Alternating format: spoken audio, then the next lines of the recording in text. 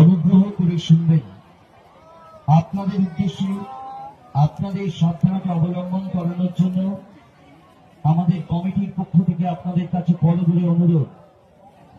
আপনারা নিশ্চিত জানেন আগামী দিন বিধানসভা নির্বাচনের দিন ঘোষণা করা হয়ে গেছে। সরকারিভাবে অনেক নিয়ম কানুনের পরিবর্তন করা হয়েছে। এই মতো অবস্থায় যদি আপনি কোনো অশালীন অভদ্র আচরণ করেন, তাহলে আপনাকে প্রশাসনিক শাস্তি তো গ্রহণ করতেই হবে, তার সাথে অনির্দিষ্টকালের জন্য আপনাকে হাজতবাস করতে হতে পারে।